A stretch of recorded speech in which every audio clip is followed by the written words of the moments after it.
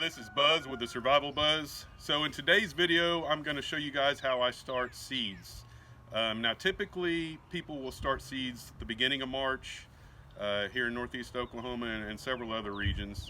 I like to wait a little bit later, nearly April, to start mine, just simply because it seems like the last few years we have like a late frost that happens and then you got to worry about your plants. You lose some in the process. So I like to start my seeds a little later and then just gradually keep them going as some sprout, start some more, especially with lettuces and things like that. That way you constantly have new harvests coming out. So anyways, here we go. We're going to start. I'm going to show you how I get my seeds ready to plant in my beds and in my garden. All right, today I'm going to be starting some seeds, several different varieties.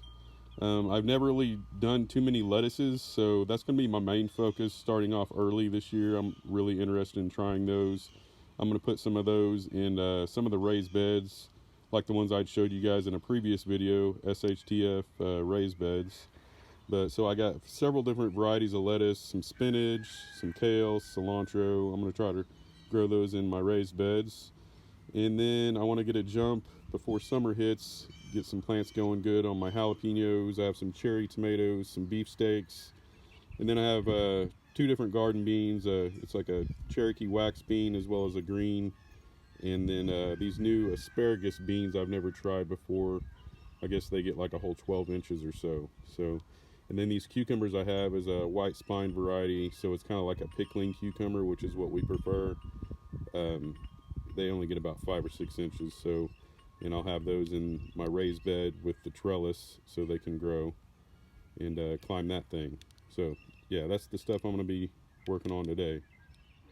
All right, so there's lots of different varieties and qualities of stuff you can get to start seeds. I am merely just showing you what I'm using today.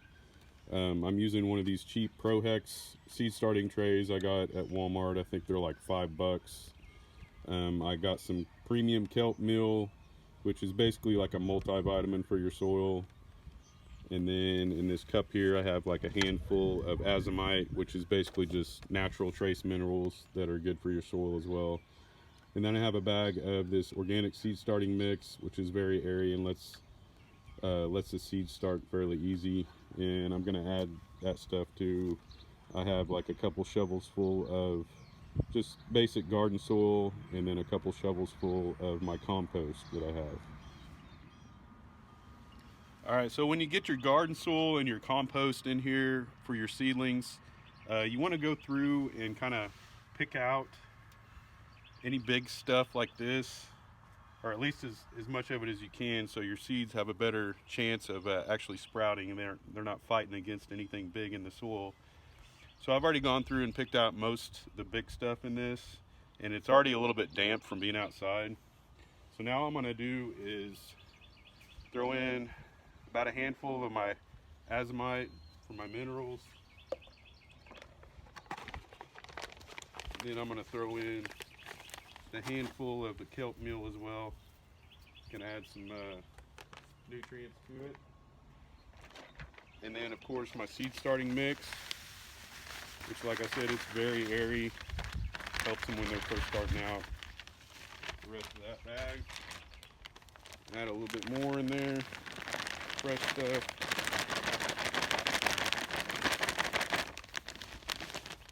Start off with that, see what we got.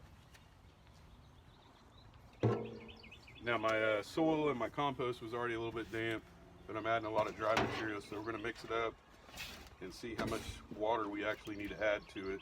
Because you want it pretty damp when you get your seeds in there. And before you put it in the trays, it's a lot easier. So as you can see, it's pretty dry, so I'm going to add a little bit of water at a time until we get it about where we want it. You don't want it just dripping wet. You definitely want it moist. Trying to beat the rain on this video. It's been raining on me off and on. It's hard to get anything done with the wind and rain around here.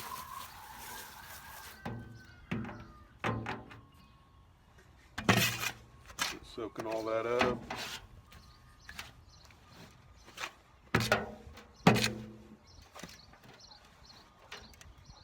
Just a little more.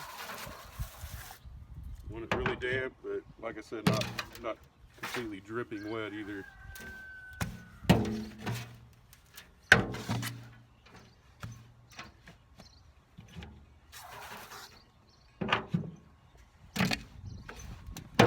And if you don't have a wheelbarrow, you can even use a bucket where you can just put the dry mix in and wet it. But I found that this is a lot easier to do, get it damp beforehand. So something like that's what you want. Pretty moist, but not dripping wet either. All right, so apparently I cannot hide from the rain today, so I'm gonna do this under an awning here. Might even have to move this indoors once I start actually putting the seeds in. But basically all you do with these cells, you just fill them up with dirt.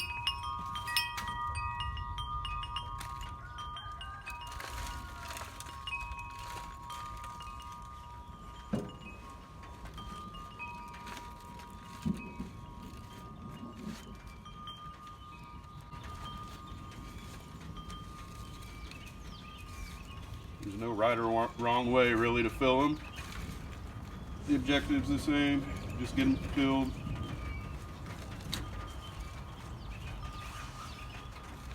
This is a lot easier when it's damp like this. If you try just using, well, especially if you just try using a seed starter you buy from the store, it will just blow in the wind. It is so thinned out.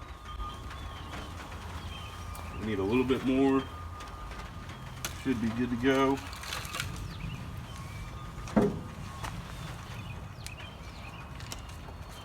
Now you don't want to push it down too much, but you do want to make sure they all get filled up good.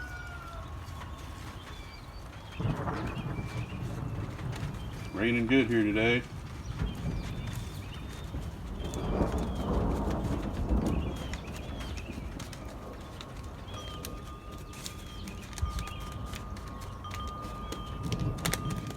Yeah, just kind of poke it down in there.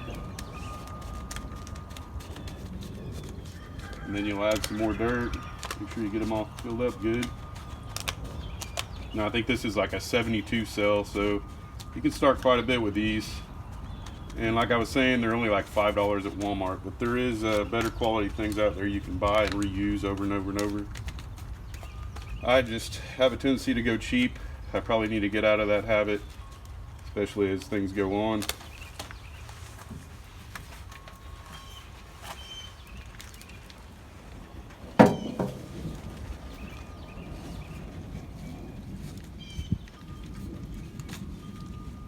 Something like this is what you're looking for. Not just super packed, but you know, you want them filled up.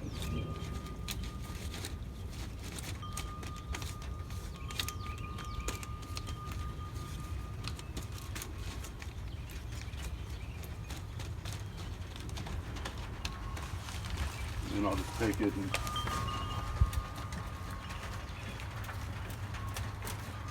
all the leftover I'll just dump back with my blend here, used for another tray.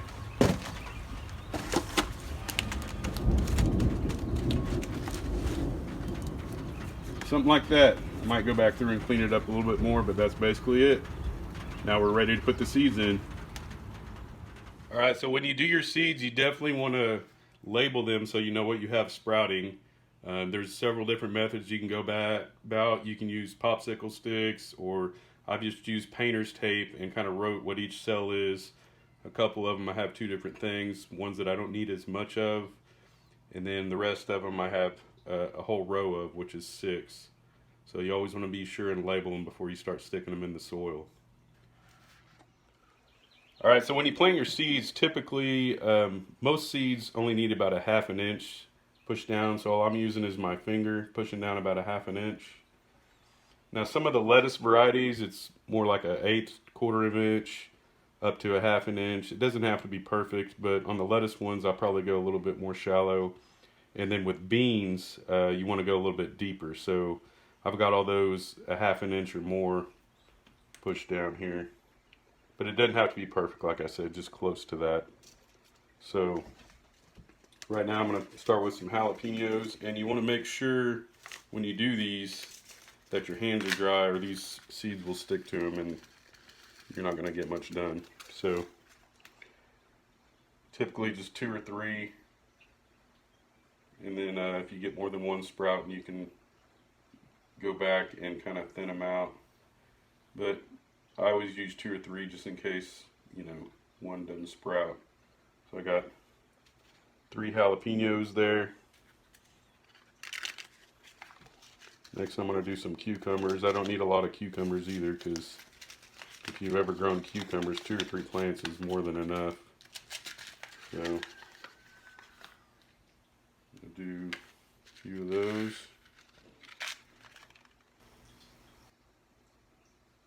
Probably just do 2 of each of those. Kind of a bigger seed. Alright, next we have cilantro. Same thing, I'll do a couple of those.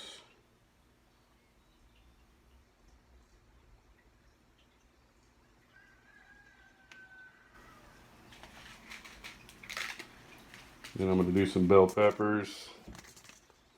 I'll probably do like 3 on the bell peppers, like I did the jalapenos, just because it's kind of a smaller seed.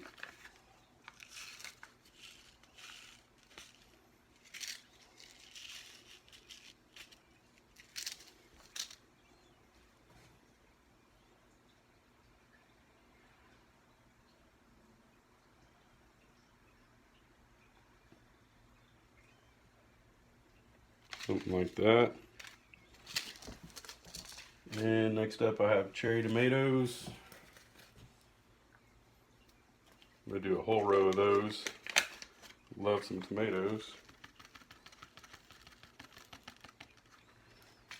And these are tiny seeds, so probably like 3 on each.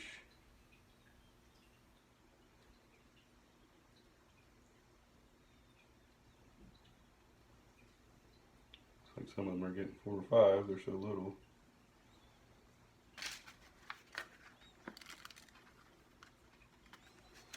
And then a beefsteak tomato.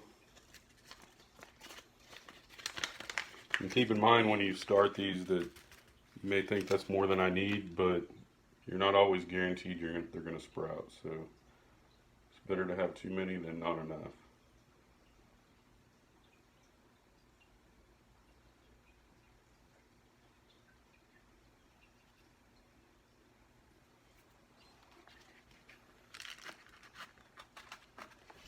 That's my beefsteak. I'm going to do my Cherokee wax bean. And yeah, the reason you do these so deep is because they're so big.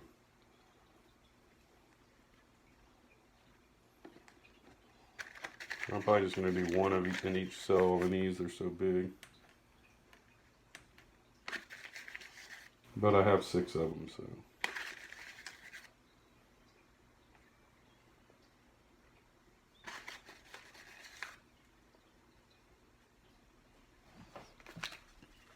Next up, my green garden bean. Same thing, it's a bean, so they're pretty big.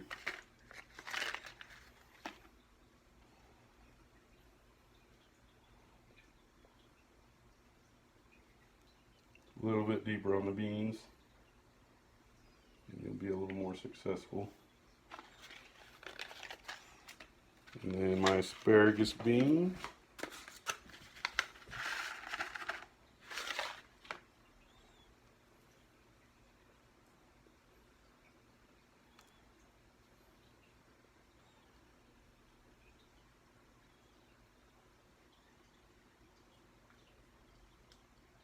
Never tried the asparagus beans, I'm kind of curious. Alright, and then I have my kale. Let's see. Thought I had everything straightened out here, apparently not.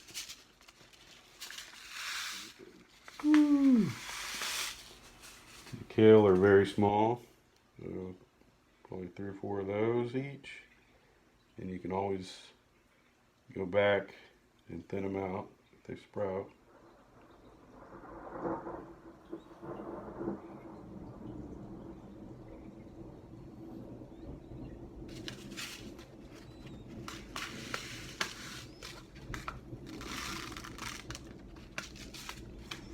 Alright, and then I have Lola lettuce. And I have not tried to grow a lot of lettuce, so this is going to be a learning experience for me. And the lettuce seeds are tiny too, so definitely want to put a few of those, 3 or 4 or whatever gets in there. It's kind of hard to stop them once you dump them, they're so small.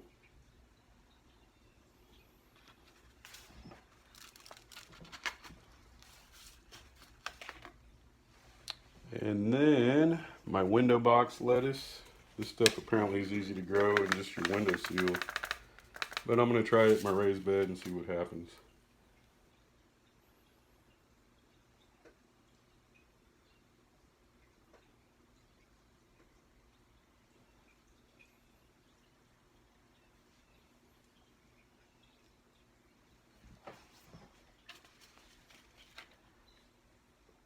And then I have spinach, it looks like.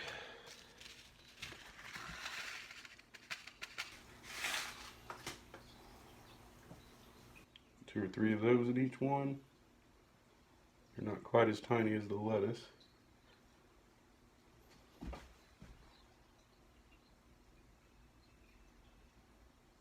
It looks like I have mixed some of them up, possibly. I wound up with an extra cell somehow.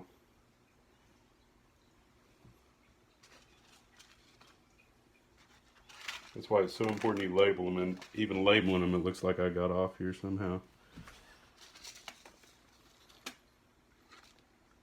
And then got the black seeded Simpson, the lettuce.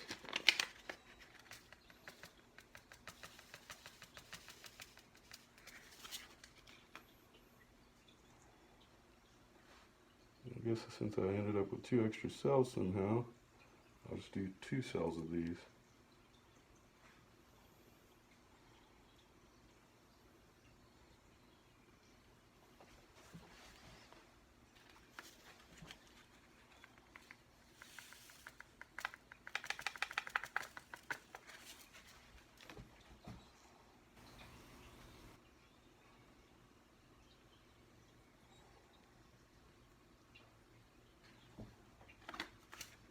That's it. And then now I'll just add some dirt on top and water it in. Alright, so all I did after I put my seeds in is I just added a thin layer of dirt on top. Watered it in a little bit. It was already pretty damp, so I didn't add much water. I just gave it a quick spritz, make sure it's good and moist. And then I put it under my plant light here in the garage. Now if you do it outside, it's alright. You just want to make sure and bring it in at night when it gets cooler. And don't have it in the blazing sun all day long because it will dry out very quickly. So that's pretty much all you need to keep an eye on, is just come out here daily or twice a day, especially if it's out in the sun, and just make sure it's not drying out or it will stop the complete process and they will not germinate. So yeah, I got all that done. I'll just put my dome on there. Kind of helps it germinate a little bit. Leave my light on about 10-12 hours a day on low brightness. And then within a week I should have some little seedlings starting. So as always, like this video and subscribe if you like what you hear, and I will catch you guys on the flip side later.